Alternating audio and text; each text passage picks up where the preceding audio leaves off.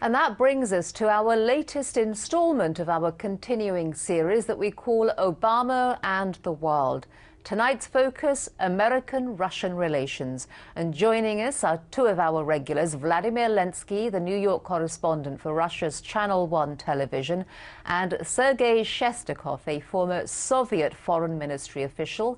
He is now the executive vice president of the independent global Russian television network, RTVI. Good to see you, gentlemen. Welcome to the program. Thank you. So let's start with President Obama. At the beginning of his term, there was a lot of discussion, not just by him, but also by other members of his administration, about resetting the button, resetting relations with Moscow. Has he succeeded in doing that? Well, right now it seems that the relations between Russia and the United States are at a very amicable level, at least on the surface of things. And at least we don't see the leaders of each country at each other's throat. So this is a good sign.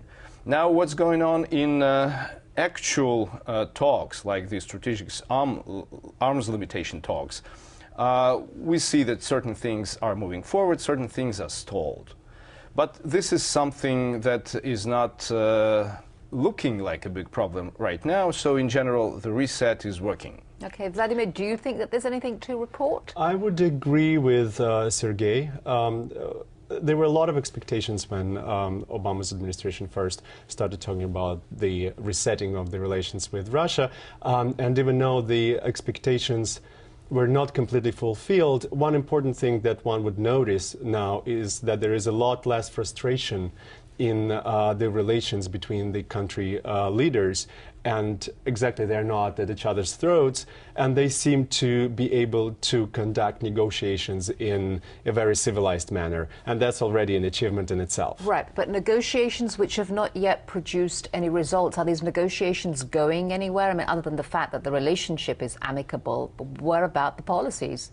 The nuclear arms treaty seems to be going to the right direction, but there is a huge issue that they cannot to agree upon, and surprisingly enough, it's not the cutting of the arsenals, but the issue of control and inspections of each other's arsenals.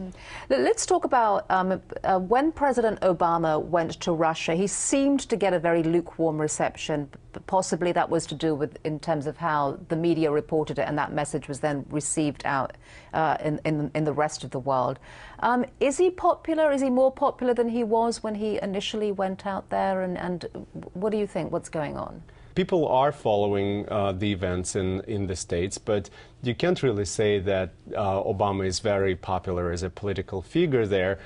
He is still interesting. People are still following what he does and what he says. And in terms of what Michelle Obama does more. Exactly. Michelle Obama seems to be way more popular in Russia. Russian TV networks seem to cover every little gesture that she makes. Gardening at the White House, the fashion sense, whatnot. Traditionally, by the way, American president is a very respected figure in Russia. Always, American presidents would be someone to respect, regardless of the ideology issues. And right now, what I would like to add to what Vladimir has been saying is that it's very different in between the segments of the Russian population. The majority of it is probably very much in apathy towards what's going on between Russia and the United States.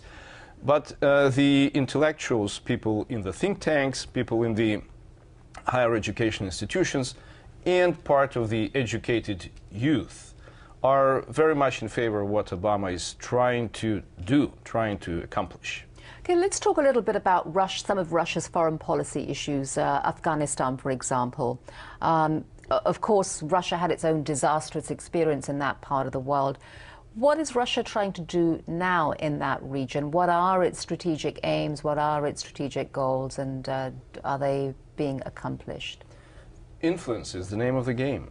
And now that Russia is trying very hard to position itself as an influential world power, whatever is happening in the neighboring countries, and including the former Soviet influence areas like of course, the former Soviet republics, Eastern Europe, and Afghanistan and Pakistan, where the Soviet Union has always been trying to present some image.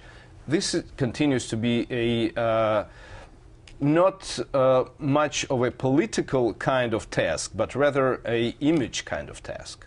I agree with Sergei, but Russia's involvement in Afghanistan would have to be on a lot lesser scale than during the Soviet era. Russian troops will never be in Afghanistan. That would be extremely unpopular with Russian people. There will be some cooperation, probably in terms of transferring military goods and special expertise. Okay. Let's talk about Iran for a second. Russia's cooperation is going to be needed if Iran is going to be pressured over its nuclear program, if it comes to the question of more stringent sanctions. Is Russia ready to go along with the United States and with other Western partners? I believe what the Russian government is trying to do is trying to be very opportunistic about how the situation is playing out. So it will depend on what comes up in the next few months, what will be more materialistically beneficial to the Russian government. They will pursue that scenario. All right, Sergei Shestakov, Vladimir Lenski, thank you very much for joining us. Thank you. Thank you.